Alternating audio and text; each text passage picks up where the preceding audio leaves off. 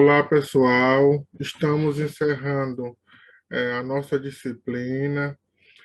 Nossa disciplina foi uma disciplina bastante dinâmica, foi uma disciplina onde a gente aprendeu novos conceitos da administração, vivenciamos de como funciona a administração, desde o histórico da administração até os dias de hoje. E aí hoje nós faremos a aula de encerramento para que eu possa estar mostrando a vocês os principais pontos da nossa disciplina a serem é, vivenciados e abordados. Então, a disciplina de Fundamentos da Administração teve 60 horas. Sou o professor Anderson e trabalhei com vocês essa disciplina dentro do curso técnico de logística.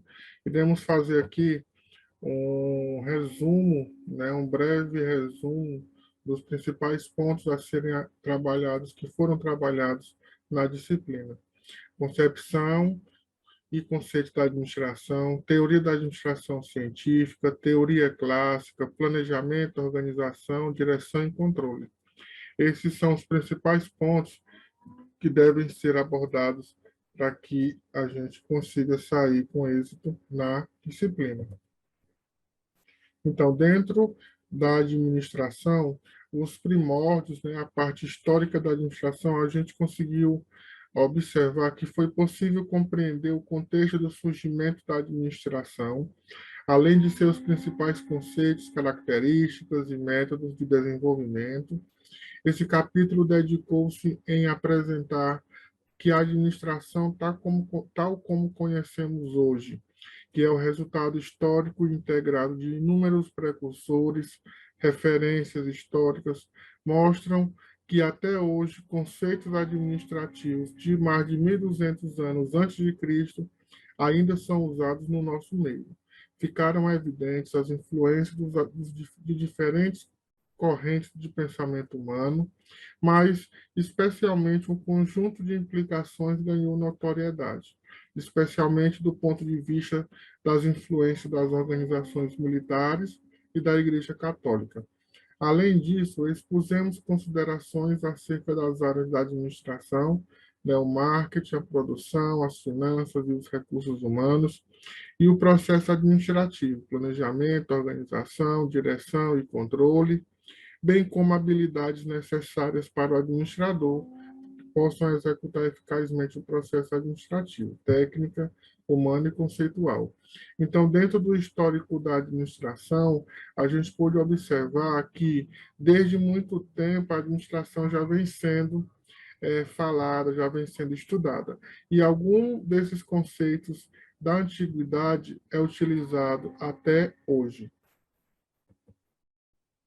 Então, a teoria da administração científica, né, ela permitiu identificar que na teoria da administração científica teve como propósito os seguintes fundamentos: desenvolvimento de uma verdadeira ciência da administração, determinar o melhor método para realizar cada tarefa, seleção científica dos trabalhadores, executar a tarefa a qual fosse mais bem habilitado, educação e o desenvolvimento científico do trabalhador, cooperação íntima e amigável entre a administração e os trabalhadores, pressupostos motivacionais simplistas, trabalhadores como parte de uma máquina, exclusão de tarefas de cada administração, ignorava o relacionamento entre organização e ambiente, racionalismo e produção padrão, advento da máquina como ferramenta da produção, homem econômico e administração como ciência.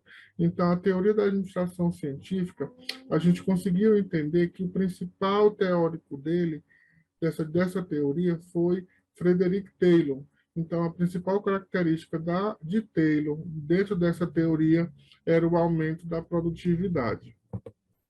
Já a teoria clássica, ela diferenciava da teoria da administração científica nas seguintes contribuições. A administração de grandes organizações, né, princípios e áreas da administração, ênfase nas tarefas e na estrutura organizacional, estrutura formal como um conjunto de órgãos, cargos e tarefas, incentivos materiais e salariais, identidade de interesses, onde não há conflito perceptível, e homem econômico. O principal teórico dessa teoria era Fayol, aonde Fayol disse que o principal ênfase deles era nas organizações. Então, as teorias da administração, elas tiveram como ênfase, né, exatamente nesse conceito no qual nós estamos trabalhando. E aí, dentro do processo administrativo, nós temos o planejamento e a organização. Vimos que o planejamento compreende um processo consciente e sistemático de tomada de decisão relativa ao objetivo e atividade que uma pessoa, um grupo, uma unidade ou uma organização buscarão no futuro. É o processo administrativo que tem como objetivo proporcionar a sustentação mercadológica da organização, através do estabelecimento de uma direção a ser seguida. É um processo de definir objetivos ou resultados a serem alcançados, bem como as atividades e os recursos que permitirão alcançá-los. Já a organização é a atividade básica da administração, pois serve para agrupar e estruturar todos os recursos humanos e não humanos, no intuito de atingir os objetivos estabelecidos. A organização faz parte do processo administrativo e, sob tal aspecto, significa o ato de organizar, estruturar e integrar os recursos e órgãos incumbidos de uma administração e estabelecer relações entre eles e a atribuições de cada um deles. Então, o planejamento é a primeira fase do processo administrativo, né? Ele visa o futuro, e a organização é a segunda fase do processo administrativo, ela visa organizar, reestruturar aquilo que foi planejado. A direção e o controle, né, estamos falando de, a direção é a função administrativa que se refere, né, em relações interpessoais dos administradores com seus subordinados. Para que o planejamento e a organização possam ser eficazes, eles precisam ser complementados pela orientação a ser dada às pessoas através de uma adequada comunicação e habilidade de liderança e de motivação. Para que a direção possa ser desenvolvida de modo a organizar e a organização alcance seus objetivos, faz-se necessário que ela se apoie em alguns elementos. Por sua vez, o controle é definido como qualquer processo de direcionar as atividades das pessoas para o alcance das metas organizacionais.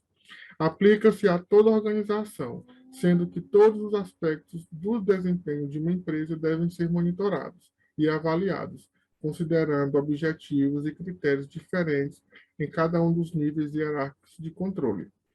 Um objetivo, aliás, um planejamento representa uma antecipação da ação. O controle é o processo ativo que procura manter o planejamento dentro do seu curso inicial. Então, a direção e o controle, eles andam juntos, né? A direção, ele vai exatamente dar referência naquilo ali que for fazer, e o controle, ele vai saber se tudo que foi feito nas três fases anteriores deram certo. Tendo algum erro, reinicia o ciclo do começo. Então, gente, aqui, né, encerramos a nossa disciplina e eu deixo essa mensagem para que vocês possam refletir e possam usá-la como base.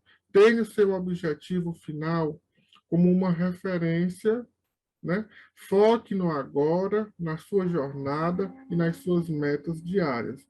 Então, essa mensagem diz exatamente que você nunca deve desistir dos seus sonhos, nunca deve desistir dos seus objetivos e que vocês possam conquistar o futuro no qual vocês almejam.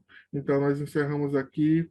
Eu deixo meu agradecimento, né, à instituição, ao IFMA, né, e deixo meu agradecimento aos alunos, né? Espero que eu tenha contribuído com a aprendizagem de vocês.